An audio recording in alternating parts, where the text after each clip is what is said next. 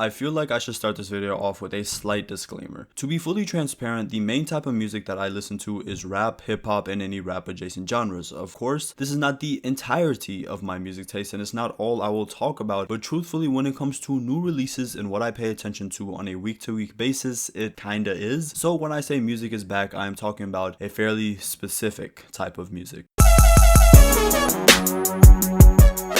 Looking back at 2023, that was truly one of the weakest years for music in a while. Of course, there will always be underground gems that come out, but when we're talking about relatively known artists, and by known, I mean just like at least 1 million monthly listeners on Spotify dropping, even 500,000 monthly listeners on Spotify, there just wasn't much. Looking back at the discourse around just a year to this date, what do we have? A new Jack Harlow project, a relatively mediocre Don Toliver release, a highly disappointing Amine K. Trinata link-up, admittedly some good projects by Larry June and the Alchemist, and JPEG Mafia and Danny Brown, but even then, who is listening to or talking about either of these projects aside from die-hard rap fans? On top of there just being a lack of notable releases that were either good or controversial enough to be discussed, a lot of projects being released by bigger artists just weren't ambitious enough to cause any sort of discourse or even come close to creating some sort of cultural moment. Until Utopia. And I'll give it to Travis, Utopia is amazing and he did create some cultural moments with that tracklist, especially with songs like I Know and Meltdown, but even then that's kind of it for the year. I was just looking back at my favorite releases from last year, and while I really do like these projects, aside from Utopia and La Haya, I'm not sure if any of these are even an 8 out of 10 for me, and a lot of my favorite projects from last year came out in the very last 2 months of the year. And looking at the beginning of this year, some of the energy carried over. We didn't have many notable releases until Kanye and Ty Dolla $ign's Vultures in February, which I thought was a decent project with a couple of really great tracks. Yeats 2093 felt a bit overhyped, but it was definitely enjoyable and felt like a swing and slight switch up from Yeats' normal tone. Lyrical Lemonade's project went a bit under the radar, but in my eyes, 2024 from a musical standpoint began to hit a high that it is still yet to come down off of with the release of Schoolboy Q's Blue Lips on March 1st, 2024. A truly amazing album, 5 years in the making, and still arguably the rap album of the year with almost no misses, magnetic instrumentals and production, and top-notch lyricism, on top of just having some straight up bangers, and what I thought at the time was a triumphant return for the West Coast, but little did I know then. From here we just ramp up with Future and Metro Boomin's We Don't Trust You, which drops 3 Fridays later, and yes, we know what the main takeaway from this album has become, but before I get into that, I feel obliged to bring up how great of an album that this is outside of the cultural impact it's had. Some of the highest highs we've had in trap and rap in general in the past couple of years are on this record. Metro Boomin continues to make his case that he has stepped into the shoes of a Dr. Dre for this era. The production is as grand as it should be, the artists featured are curated to perfection, and aside from 2 or 3 misplaced tracks, I truly have nothing for love for this project and still go back to it right now. And on top of all of that, they brought back the GOAT as he slid on one of the best beats of the year doing nothing but GOAT activities. And when it comes to the whole Kendrick Drake thing, it is a double-edged sword in that yes, it is definitely the biggest music event of the year, and if you argue otherwise, you're just wrong. And in a video where I'm talking about why 2024 has been such an amazing year for music, and the rap scene in particular, I can't leave the biggest rap beef since 2001 out of it, but at the same time, the pure concentration of discourse around this beef, while deserved, makes it to where I have nothing all that new to say. I just love the fact that we've had a cultural moment like this year.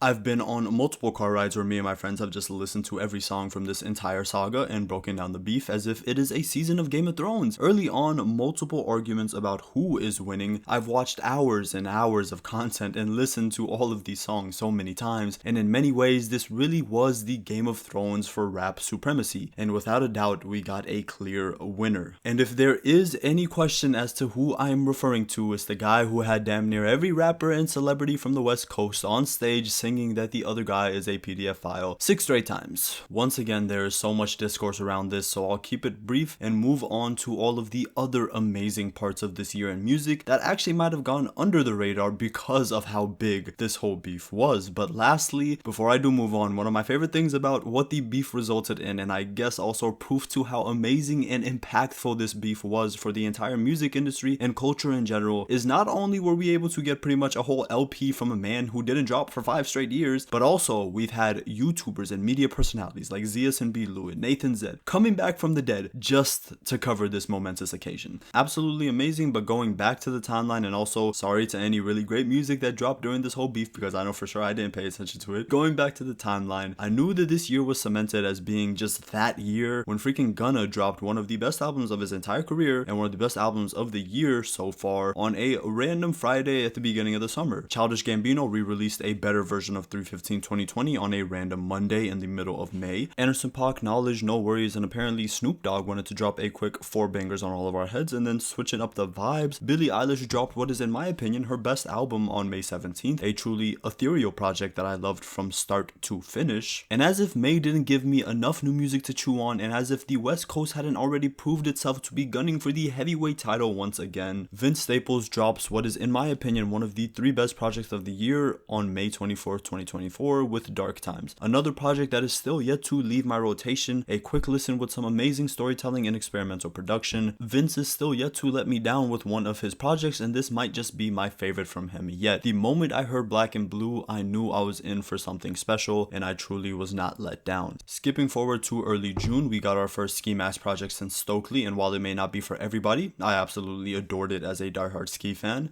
Don Toliver dropped one of the more electrifying and unique projects in his catalog on the 14th. I listened to it pretty much non-stop for the entire month of June. And especially with those last 2 projects, and you can throw the Gunna album in here too, even if they're not your cup of tea, the fact that we're getting so many new and unique projects from artists that have either been gone for a while or have been very passive in trying out new sounds or putting the same level of effort in their artistry as they once did just brings me so much joy. Moving on from there, apparently the Anderson.paak, No Worries, and Knowledge link up wasn't a one-off drop, and we got an entire album that has also crept its way up my 2024 list. An album of genuinely just pure vibes. Bad Cameo didn't really live up to my expectations, just as most Yachty projects recently haven't, but I still took away a couple really great tracks like Transport Me and Midnight. Kaytranada did his thing with his newest projects, Timeless, that dropped in early June too. Denzel Curry dropped his follow-up to the Kings of the Mischievous South and continues to keep his fans on their toes. Going from one of his most introspective track lists to essentially what is an extended mixtape featuring a lot of the South's biggest hitters. And finally, I'd also like to shout out Isaac Quavo's new project, which dropped in July and has gone well under the radar.